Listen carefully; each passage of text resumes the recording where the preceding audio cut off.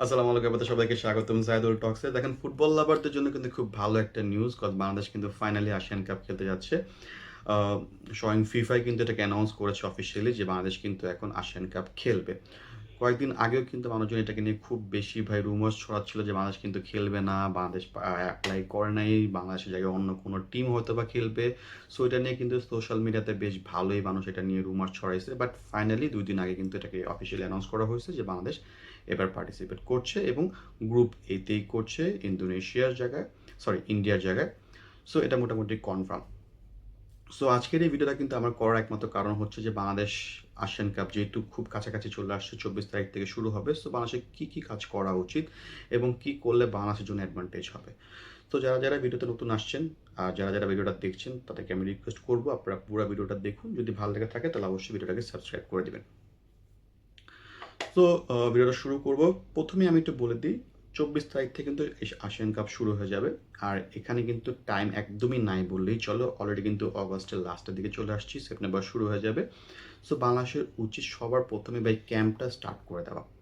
আপনারা যদি camp start না করেন তাহলে কিন্তু লেজিট খুবই একটা প্রবলেম হয়ে যাবে। কজ প্লেয়ারের কিন্তু ফিটনেসের ব্যাপার আছে, প্লেয়ারদের কম্বিনেশনের ব্যাপার আছে, কারা খেলবে, কাদেরকে আপনি খেলাবেন, কার খেলা কীরকম, এগুলো কিন্তু একটা দেখার ব্যাপার আছে। আর স্পেশালি বাংলাদেশি প্লেয়াররা, কারণ এরা কিন্তু খ্যাপ খেলতেছে। আপনারা যদি দেখেন মুরসালিন বলেন বা ফাহিম, এরা কিন্তু খ্যাপ খেলতেছে ভাই। সো একজন ন্যাশনাল টিমের প্লেয়াররা যখন খ্যাপ খেলবে, তো এটা কিন্তু ভাই খুবই লজ্জাজনক ব্যাপার, রাইট? তো আমার কাছে মনে হয় বাংলাদেশের উচিত সবার আগে ভাই আপনারা ক্যাম্প শুরু করেন। ঠিক আছে? প্লেয়ারদেরকে যেহেতু আমাদের লিগ এখনো কবে শুরু হবে এটার কোনো সিউরিটি নাই।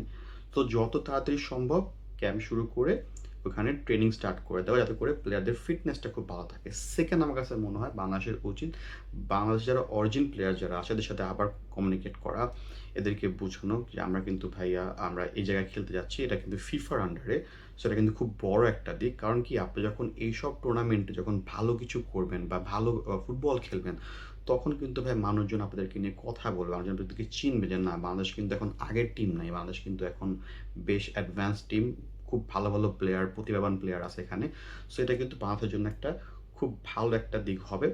এইগুলা যদি আপনারা নতুন অরিজিন প্লেয়ারদেরকে বুঝাতে পারেন, আমার কাছে মনে হয় এদের না আসার কোনো কারণ আমি দেখছি না, রাইট? কজ এরা কিন্তু এখনও কোনো ন্যাশনাল টিমের সাথে খেলছে না বা ওদের খেলার কোনো সম্ভাবনা যাদের নাই বললেই চলে, যেমন লুই ওয়াটসন আছে, এদের সাথে কিন্তু আপনারা যখন কথা বলবেন আমার কাছে মনে হয় তারা আসার চান্সটা বেড়ে যাবে, রাইট? সো এদেরকে ম্যানেজ করা আমার কাছে মনে হয় খুবই এখন জরুরি। কজ এইসব টুর্নামেন্টকে দিয়ে প্লেয়ারদেরকে ম্যানেজ করলে তারাও কিন্তু আকৃষ্ট হবে যে না ভাইয়া আমরাও এসব বড় টুর্নামেন্ট যদি খেলতে পারি তাহলে আমাদের জন্য ভালো হবে, রাইট? দেন দেখলাম কিছু প্লেয়ার সম্ভবত আসতে পারবে নাকি না। সো এটাও একটা ব্যাপার আছে। কারণ কি জায়ান হাকিম সম্ভবত তার এখনো মনে হয় কাগজপাতি নিয়ে কথা একটু প্রবলেম চলছে। সো তারও আসার কিন্তু একটা সিউরিটি আছে নাকি নাই এটা নিয়ে কিন্তু একটা কথাবার্তা চলছে। যেটা নিউজ দেখলাম আরেকটা সেটা হচ্ছে আপনার ট্রেভল ইসলাম, সে সম্ভবত সেপ্টেম্বরে খেলবে। যদিও এটা সোশ্যাল মিডিয়া থেকে নিউজ, সো আমি এটাকে পুরোপুরি বিলিভ করছি না। বাট স্টিল দেখেন যতটুকু জানতাম আমি যে ট্রেভল ইসলাম মেবি এই ইয়ারে আসবে না। সে সম্ভবত আপনার নেক্সট ইয়ার থেকে আসার কথা ছিল। বাট সে সম্ভবত এই ইয়ারে আসবে বিকজ অফ আপনার এই আসিয়ান কাপ খেলার জন্য। সো বুঝতেই পারতেছেন তার মধ্যে ওইরকম একটা ফিলিংস আসছে যে না আমি আসিয়ান কাপটা খেলবো। কজ এটা কিন্তু আপনার ফিফা অর্গানাইজ করছে, রাইট? সো এইসব দিকগুলো কিন্তু বেশ ভালো দিক হবে বাংলাদেশের জন্য। এরপরে বাংলাদেশ যেটা করতে পারে সেটা হলো যে বাংলাদেশের যে এই যে আন্ডার 20 যে টিমটা যেটা আছে যেটা নিয়ে বাংলাদেশ কাজ করছে, এখান থেকে কিন্তু বেশ ভালো কিছু প্রতিভাবান প্লেয়ার আছে এখানে। যেহেতু ওদের সামনে আপনার এশিয়ান কাপ কোয়ালিফায়ার ওরা খেলবে। সো ওইখানেও কিন্তু কিছু ভালো প্লেয়ার আছে, যেমন ধরেন যে আপনার সুলেমান ব্রাদার্স আছে, তারপর আপনার আ যদিও সুলেমান ব্রাদার্স এই টিমে নাই, তাদের সাথে কিন্তু বাংলাদেশ কমিউনিকেট করতে পারে। যদি সিলেক্ট করা হয় তারাও কিন্তু ন্যাশনাল টিমে আসতে পারে, রাইট? দেন হলো আপনার অ্যাডাম আব্বাস আছে, আর কিছু ভালো আরও রিদান ইউসুফ আছে। সো এদের সাথে যখন দেখবেন এদের খেলাগুলা কীরকম, তখন কিন্তু বাংলাদেশ কিন্তু চাইলে ওখান থেকেও প্লেয়ার পিক করতে পারে, রাইট? আর যেহেতু সবাই মোটামুটি অরিজিন প্লেয়াররা খেলার মধ্যে আছে, সো তাদেরকে নিয়ে ওরকম আপনার হয়তোবা চিন্তা করার কারণ হবে না। বাট দেশি প্লেয়ারদের অবস্থা কিন্তু ভাই যা তা অবস্থা, কারণ এরা কিন্তু কোনো খেলার মধ্যেও নাই। এরা খ্যাপ খেলে বেড়াচ্ছে, আর খ্যাপ খেললে কিন্তু রিস্ক রয়ে যায়। কারণ ইনজুরি একটা ভাব থাকে, ইনজুরি একটা চান্সেস রয়ে যায়। সো ওদেরকে নিয়ে কিন্তু কাজ করাটা খুব বেশি জরুরি। প্লাস আপনার এখন থেকে কিন্তু সেট করা আপনি কীরকম ফুটবল খেলবেন, কিভাবে ওখানে যেয়ে আপনি কোন রকমের ফুটবল খেলবেন, এগুলা কিন্তু এখনই কিন্তু ভাই সেট করে ফেলতে হবে। কারণ আপনার কাছে সময় নাই। আপনি যখন দেখেন এসব প্লেয়াররা যখন আসবে, আপনি যখন ক্যাম্প করবেন, মোটামুটি সেপ্টেম্বরের মতো হয়ে যাবে। তখন আপনার হাতে থাকবে মাত্র 20 দিনের মতো। তখন কিন্তু আপনি আবার টাইম পাবেন না।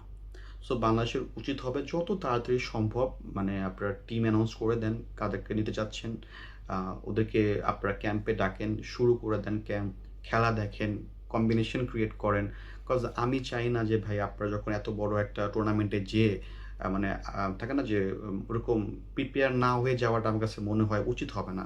যদিও যান ভাই ভালো প্রিপারেশন নিয়ে যাওয়া উচিত। কজ ভালো ফুটবল খেলাটা খুবই জরুরি। হারেন জিতেন ভাই এটা ম্যাটার করে না।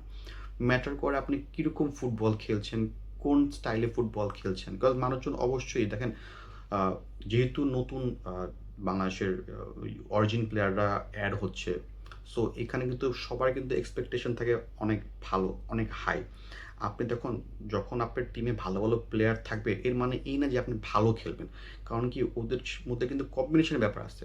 আপনার টিমে কিন্তু দেখেন হামজা চৌধুরী থাকবে, আপনার টিমে কিন্তু সমিত সোম থাকবে, আপনার টিমে আপনার ফারহান আলী ওয়াহিদের মতো প্লেয়ার্সরা থাকবে। সবাই কিন্তু আপনার মোটামুটি হায়ার লিগ খেলার প্লেয়ার। সো এদেরকে যদি আপনি কাজে লাগাতে না পারেন তখন কিন্তু ভাই কোচের উপর কিন্তু কথা উঠে যায়। যেটা অবশ্যই আমরা আগের বার দেখলাম হাভিয়ার কাপের উপর এটা উঠছে। কজ সে কিন্তু প্লেয়ারদেরকে ওরকম ইউটিলাইজ করতে পারে নাই। রাইট? সো আমি চাবো যে থমাস ডুলি যিনি আছেন বাংলাদেশের কোচ, তার উচিত হবে যত তাড়াতাড়ি সম্ভব এই টিমটাকে নিয়ে ক্যাম্প স্টার্ট করা।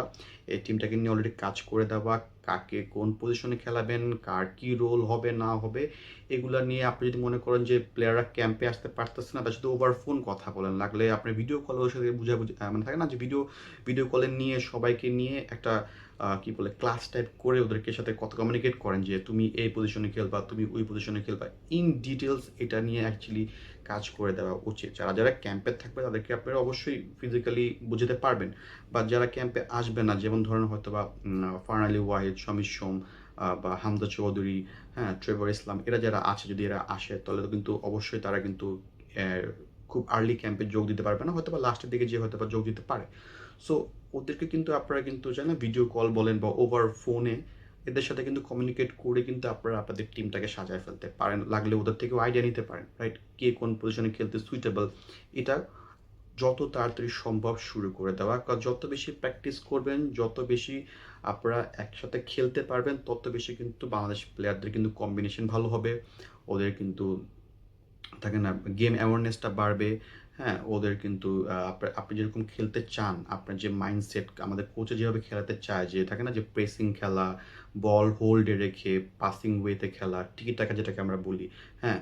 বা ফ্রান্সের মতো যে থাকে না যে কাউন্টারে যে খুব ফাস্ট রিকভারি করে গোল যাওয়া বা আ আ খুব ফাস্ট ট্রানজিশন করে বলে অ্যাটাকিং করা। সো এগুলা যে আপনারা করতে চাচ্ছেন, এগুলা তো বললেই হয় না, এগুলো তো প্র্যাকটিস করতে হয়, রাইট? সো আপনি যত তাড়াতাড়ি এটা শুরু করবেন, তত তাড়াতাড়ি হয়তোবা এদের জন্য বাংলাদেশি প্লেয়ারদের জন্য খুব ভালো হবে। আপনার ল্যাঙ্গুয়েজটা, আপনার কথাবার্তা হয়তোবা আমাদের অরিজিন প্লেয়াররা কজ ওরা অনেকটা ওরকম টাইপেরই প্যাটার্নে খেলে। সো ওদের জন্য হয়তোবা ওরকমটা বোঝাটা ইজি হয়ে যাবে। বাট বাংলাদেশে কিন্তু খেলার ধরনটা কিন্তু আলাদা। So sorry. আপনি যখন এই ২ টা গেমটাকে যখন মিক্স আপ করতে যাবেন, তখন কিন্তু কম্বিনেশনটাকে সেট না হইলে আমাদের কিন্তু কাজে আসবে না। যতই ভালো, ভালো প্লেয়ার হোক না কেন, আমরা কিন্তু এর আগেও দেখছি অনেক বড়, বড় ভালো, ভালো প্লেয়ারওয়ালা টিমরা কিন্তু ভালো কিছু করতে পারে নাই। সো বাংলাদেশের উচিত এখন থেকে কাজ শুরু করে দেওয়া, যত তাড়াতাড়ি সম্ভব এটা নিয়ে ওয়ার্ক করা। কজ এটা কিন্তু অনেক বড় একটা অপরচুনিটি। আর আমাদের লক্ষ্য থাকতে হবে আমরা যেন অন্তত যেন আমরা ফুটবলটা ভালো খেলি। আমার জিতা হারা আমি ম্যাটার আমি জানি না সেটা কি হবে। যেহেতু আপনার থেকে অবশ্যই বড়, বড় টিমরা থাকবে। সো ওরকম আমি আশা করব না বাংলাদেশ খুব কাঁপায় ফেলবে। বাট আমি চাই যেন বাংলাদেশ খুব ভালো ফুটবল খেলে। মানুষ যেন বলে যে না ভাই বাংলাদেশ কিন্তু মানে আগের থেকে খুব ভালো ফুটবল খেলতেছে। দেখেন যে স্ট্যান্ডার্ড থাকে না একটা যে ওয়াও! মানে দেখতে ভাল লাগতেছে যে আপনি যখন হাঁটতেছেন ফাইন, বাট দেখেন খেলা কত সুন্দর। সো ওরকমটা কিন্তু আমরা অ্যাজ এ ফুটবল ফ্যান এটাই চাই। সো আজকের ভিডিওটা এই পর্যন্ত। যদি ভিডিওটা ভালো লেগে থাকলে অবশ্যই আপনার মতামত জানান।